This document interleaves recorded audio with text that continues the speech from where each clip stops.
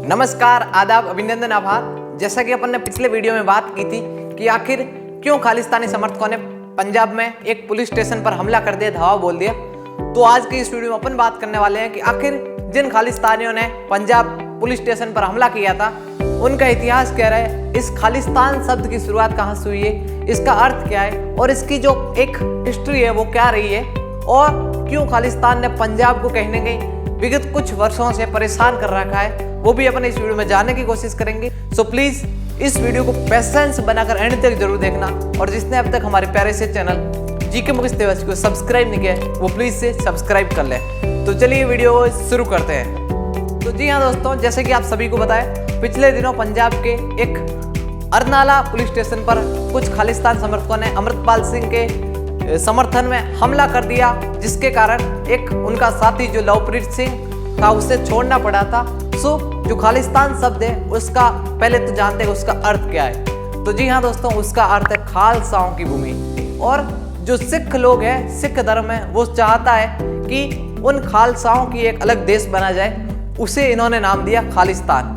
जी हाँ दोस्तों, आज़ादी से पहले जब लाहौर में अधिवेशन हुआ था कि देश को पूर्ण स्वराज किया जाए, पूर्ण स्वराज की मांग की थी, तब इस मांग में कुछ लोगों ने विरोध किया था। जैसे कि सबसे पहले तो विरोध किया था मोहम्मद अली जिन्ना ने, उन्होंने कहा कि मुस्लिम लीग की स्थापना होनी चाहिए। इसके अलावा विरोध किया था BR अम्बेडकर साहब ने, उन्होंने कहा कि दलित समाज को भी प्रतिनिधित्व मिलना चाहिए। इसके अलावा तीसरा जो विरोध किया था वो किया था मास्टर तारा सिंह ने, और उन्होंने कहा था कि एक जो सिख लोग हैं उनके लिए शिरोमणि अकाली दल एक अलग बनना चाहिए, और कहीं ना कहीं सिख लोगों के लिए एक अलग देश होना चाहिए। इसके बाद उस जो मांग थी उसे ठुकरा दिया गया था, और आज़ादी के बाद भी देश नॉर्मल चल रहा था, और कहीं ना कहीं जो सिख लोगों के, सिख समुदाय के बीच एक आग थी कि हमारा भी एक अलग देश होना चाहिए, वो कहीं ना कहीं पूर्ण नज़र होती नहीं आ रही थी। लेकिन फिर से आंदोलन शुरू हुए, और ऐसा कहा गया कि सिख जो समुदाय, उन्होंने कहा कि कम से कम एक राज्य तो अलग होना चाहिए जो कि केवल सिख समुदाय से संबंधित हो। तब इंदिरा गांधी ने 1996 में 1966 में उनकी बात मान ली और 3 नए राज्य बनाए। जी हाँ, पंजाब सिखों के लिए, हरियाणा पंजाब से अलग कर दिया गया, और चंडीगढ़ पंजाब और हरियाणा दोनों की राजधानी बना दिया गया, और इस तरह सिखों को मनाने की कोशिश की गई। लेकिन फिर भी सिखों में, जो सिख समुदाय, उसमें उठापटक होती रही, और कहीं ना कहीं उन्होंने जो खालिस्तान वाली बात थी वो अंदर से वापस से एक कह सकते हैं कि जो खालिस्तान की आग है वो उमड़ रही थी। और इसी दौरान जब 1980 के दशक में जब पंजाब पूर्ण रूप से अशांत था, कहीं ना कहीं ऐसा कह सकते हैं कि पंजाब में आए दिन कुछ न कुछ हत्याएं, मर्डर वगैरह, कुछ ऐसे कह सकते हैं कि अहिंसक अप्रिय घटनाएं हो रही थी। तभी खालिस्तान जो आंदोलन था, खालिस्तान मूवमेंट था, वो फिर से खड़ा हुआ, और इस आंदोलन को लीड कर रहा था, इसे जो आगे बढ़ा रहा था वो था जरनैल सिंह भिंडरावाला। जी हाँ, जो जरनैल सिंह भिंडरावाला है वो इस खालिस्तान समर्थक खालिस्तान आंदोलन को आगे बढ़ा रहा था 1980 के दशक में। इसके अलावा 1981 के आते आते वहाँ के जो पंजाब केसरी, जो एक प्रमुख न्यूज चैनल है, न्यूज पेपर है, उसके जो चीफ एडिटर है, उनकी हत्या कर दी गई। कौन थे? लाला जगत नारायण जी, उनकी हत्या जो खालिस्तान समर्थक है उन्होंने कर दी गई। इसके अलावा वहाँ के जो पंजाब के DIG थे AS अरवाल, उनकी भी हत्या खालिस्तान समर्थकों के द्वारा की गई। उसके बाद 1984 के आते आते जो खालिस्तान समर्थक थे उनकी ताकत और बढ़ने लगी, और कहीं ना कहीं देश की जो आंतरिक असुरक्षा थी उसकी बात भी आगे आने लगी।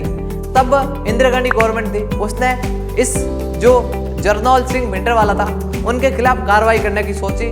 लेकिन जो भिंडरावाला थे वो जो पंजाब में अमृतसर में जो स्वर्ण मंदिर है, कहीं ना कहीं उनमें शरण ले रखी थी और उसके अंदर ही रहते थे। लेकिन वहीं से देश के लिए अप्रिय घटनाएं, उनकी तैयारी करना, ये कहीं ना कहीं देश को खटक रहा था। तब इंदिरा गांधी गवर्नमेंट ने एक ऑपरेशन शुरू किया, ऑपरेशन ब्लू स्टार। जी हाँ, आप सभी ने इस ऑपरेशन का नाम जरूर सुना होगा। ये खालिस्तान जो प्रमुख था जरनैल सिंह भिंडरावाला, उसकी जो कह सकते हैं उन्हें कंट्रोल करने के लिए इस आंदोलन की शुरुआत की गई थी। कब की गई थी? तो ये शुरुआत की गई थी 3 जून 1984 को। जी हाँ, 3 जून को ये आंदोलन शुरू हुआ था, और तकरीबन ऐसा माना जाता है कि 6 जून को ये आंदोलन खत्म हो गया था। 3 जून के समय ऐसा कहा जाता है कि पंजाब में बाहर से पूरी तरह से उसके जो संपर्क थे उन्हें कट कर दिया गया था।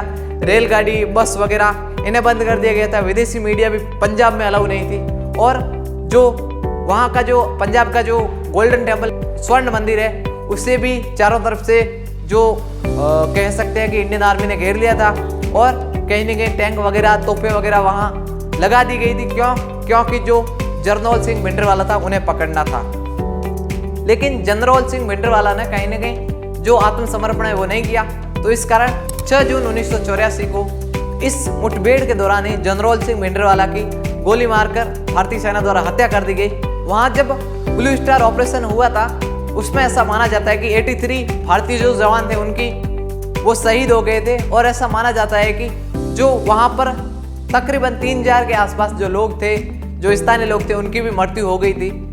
उसके बाद सिख समुदाय में एक अलग तरह से एक रोष पैदा हो गया। और ऐसा माना जाता है कि उसी घटना के कारण 6 महीने बाद लगभग 31 अक्टूबर 1984 को जो इंदिरा गांधी जो गवर्नमेंट थी, इंदिरा गांधी थी, उनके जो 2 बॉडीगार्ड थे, उन्होंने इंदिरा गांधी खुद की ही हत्या कर दी। और कहीं ना कहीं ये जो सिख कह सकते हैं कि जो सिख समुदाय में जो रोष था, उसी का परिणाम था, खालिस्तान समर्थकों का ही परिणाम था कि इंदिरा गांधी जो कि देश की उस समय प्रधानमंत्री थी, उनकी हत्या कर ली गई। इंदिरा गांधी की हत्या के बाद देश में सिख जो लोग थे, सिख कम्युनिटी थी, उनके विरुद्ध में दंगे शुरू हो गए।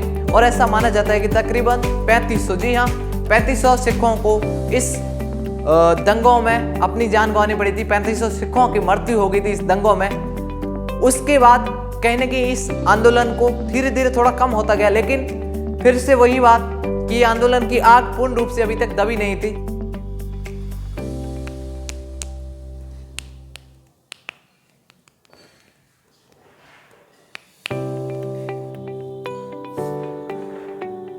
इससे पहले एक बात बता दूं कि 1985 में एक लंदन को जाने वाली एक एयर इंडिया की फ्लाइट को एक सिख खालिस्तान समर्थक ने बम से उड़ा दिया गया था। इसमें भी तकरीबन 400 लोग वहां सवार थे उस फ्लाइट में, उनकी ऑन द स्पॉट मृत्यु हो गई थी। और ऐसा कहा जाता है कि जो जनरल सिंह भिंडरवाला था, उनकी जो हत्या है उसका बदला इस धमाके के बाद लिया गया।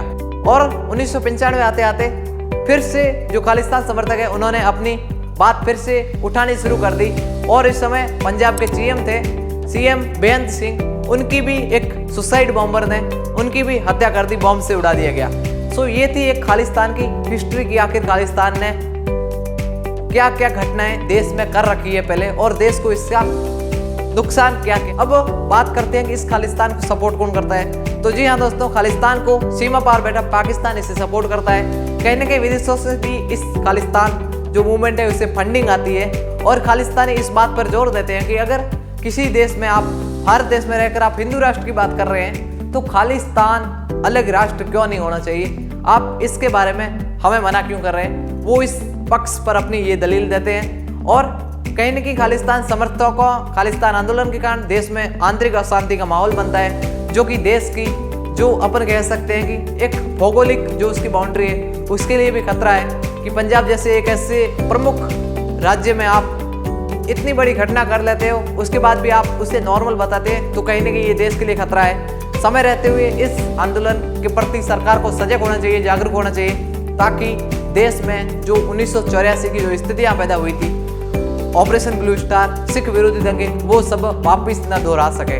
आई होप ये वीडियो काफी ज्यादा पसंद आएगा। अगर वीडियो पसंद आए तो वीडियो को लाइक करें, चैनल पर अभी तक नए हो तो डू सब्सक्राइब। मिलेंगे एक प्यारे से मस्त से नए वीडियो में, तब तक के लिए जय हिंद, वंदे मातरम।